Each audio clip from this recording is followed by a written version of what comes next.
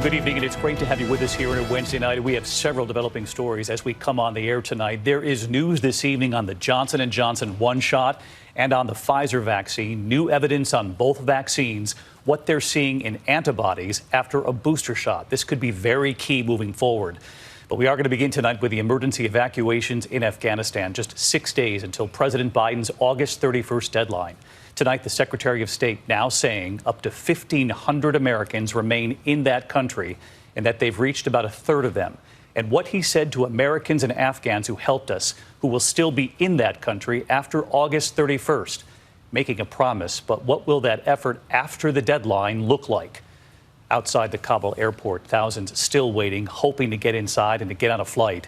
And newly emerging images tonight, what's becoming a familiar scene there. Some evacuees being helped to climb over barbed wire over this wall to get into the airport, while others were wading through sewage, just awful conditions there, holding up their documents, hoping to get on one of those planes. New video from inside the airport tonight from the 18th Airborne soldiers there readying Afghans to board flights out. Across Kabul tonight, the Taliban on patrol. They have said the president's August 31st deadline is a red line. And tonight we have learned of a third helicopter operation taking place overnight, helping a number of evacuees get to that airport. The Secretary of State saying the U.S. remains very concerned about the ISIS terror threat on the ground, a sworn enemy of the Taliban too. And that promise from the Secretary of State after the August 31st deadline that this effort to help Americans and Afghans will continue. But as I asked, what will it look like? Here's our Chief Global Affairs Correspondent, Martha Raddatz, leading us off tonight. Tonight, the State Department warning that at least 500 and as many as 1,500 Americans may still need to be evacuated from Afghanistan, and that the U.S. won't be leaving anyone behind. Let me be crystal clear about this. There is no deadline on our work to help any remaining American citizens who decide they want to leave to do so, along with the many Afghans who have stood by us over these many years. 4,500 Americans have already been airlifted out, some 500 just today. President Biden set August 31st as the deadline for the evacuation, a date the Taliban called a red line for the U.S. getting out of Afghanistan entirely. The president says we'll meet the deadline, but for any left behind, that effort will continue every day past August 31st. The Taliban have made public and private commitments to provide and permit safe passage for Americans, for third country nationals, and Afghans at risk going forward past August 31st. There are concerns the longer the U.S. stays, the higher the risk at the airport, where they fear an attack by an ISIS offshoot. We're operating in a hostile environment in a city and country now controlled by the Taliban, with the very real possibility of an ISIS-K attack. We're taking every precaution, but this is very high risk. Officials fear the crowds of desperate Afghans outside the airport could be a prime target. Civilians knee-deep in sewage, seen here waving papers and shouting out in the hopes of getting in before time runs out.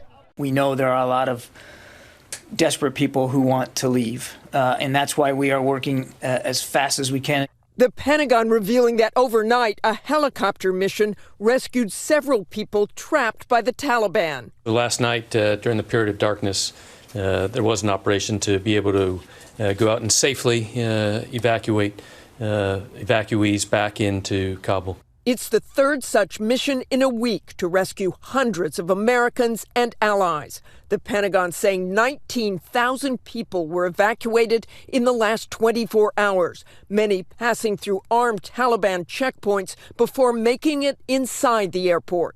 While the Pentagon claims people with the right documents are making it through, some Afghans are reportedly being held back by the Taliban, even when they have the right paperwork. I know the most senior commanders on the ground are out and discussing with the Taliban leaders that are manning these checkpoints exactly what the documentation needs to look like.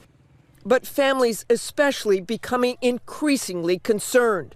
Reports children have been separated from their parents in crushing crowds, many barefoot and hungry, some evacuated outside of the country before being reunited with their families. Our Ian Pannell on the ground in Kabul.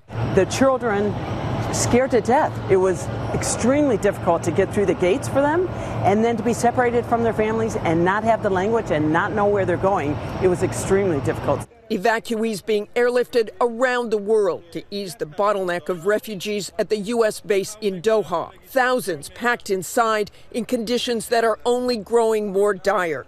And we are now seeing the massive arsenal left behind by the U.S. for the Afghan forces that could fall into Taliban hands, including up to 980,000 infantry weapons, 22,000 Humvees, and about 150 aircraft. The majority of those helicopters and planes still remain in the country.